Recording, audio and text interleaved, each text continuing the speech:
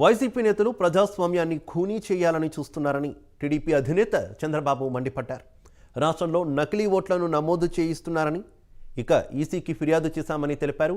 సచివాలయ సిబ్బందికో ఎన్నికలకు వెళ్లాలని చూస్తున్నారని, అలాంటివి జరగకుండా అడ్డుకుంటామని తెలిపారు. ప్రజాస్వామ్యాన్ని కాపాడుకోవడానికి ఎక్కడికైనా వెళతామన్నారు. ఎన్నికలను అపహాస్యం చేయాలని ప్రభుత్వం చూస్తుందని, అందులో భాగంగానే వాలంటీర్లను ఎన్నికల విధులకు తీసుకోవాలని చూస్తున్నారని ధ్వజమెత్తారు.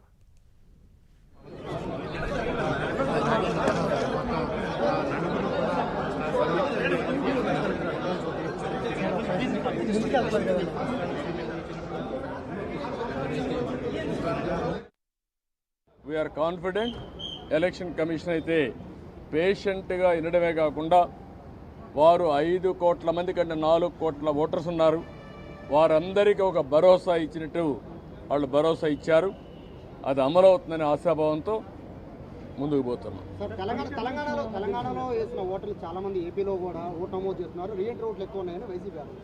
నేనేమంటానంటే, మీరు ఎన్నెన్నో ఆరోపణ చేయండి, వాడు ఓటేసినప్పుడు వాళ్ళకి నోటీస్ ఇచ్చి పర్ఫెక్ట్గా చేయాలి తప్ప మీరెవరు డిలీట్ చేయడానికి?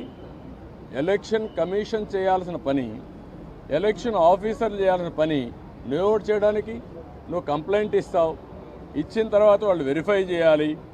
ఒకవేళ ఇక్కడి నుంచి వేరే ప్రాంతానికి పోయారు, అక్కడ ఓటేయరు అంటే ఓటు ఇవ్వవా నువ్వు? అమెరికాకి వెళ్ళారు, అమెరికా నుంచి వచ్చి ఓటేస్తారు.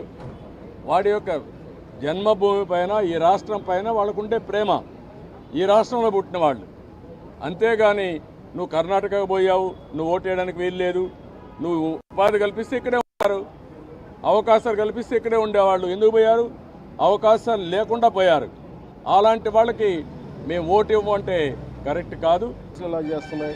ముఖ్యంగా బైండ్ ఓవర్ కేసులు, ప్రత్యేకించి పొలిటికల్ పార్టీ టీడీపీ వారి మీద కానీ, జనసేన కార్యకర్తల మీద కానీ ఇవన్నీ చాలా క్లియర్గా తెలియజెప్పడం జరిగింది వారికి. అలాగే పోలీసు అధికారులని ఇప్పుడు సడన్గా మారుస్తూ ఉన్నారు. లాస్ట్ 2 నెలలుగా మార్చేస్తూ ఉన్నారు. మళ్ళీ ఎన్నికలు సంఘం వచ్చేటప్పటికి మళ్ళీ వాళ్ళకి కావాల్సిన అధికారులను తిరిగి అక్కడ వేయించుకునేలాగా తీసుకొచ్చిన ప్రణాళికలు చేస్తాం. అది కూడా బలంగా తెలియజేస్తాం. అలాగే మహిళా కానిస్టేబుల్స్ ప్రత్యేకించి సంబంధం లేని చోట్ల వాళ్ళు దాదాపు 87 నియోజకవర్గాల్లో వాళ్ళు పెట్టారు. అది వాళ్ళు దూరం చేయమని ప్రత్యేకంగా ఆయన వివరించారు.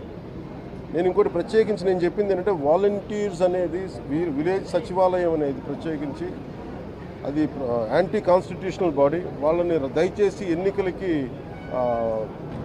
ఎన్నికల సమయంలో వాళ్ళని ఉపయోగించొద్దని చెప్పి ప్రత్యేకించి విన్నవించాం.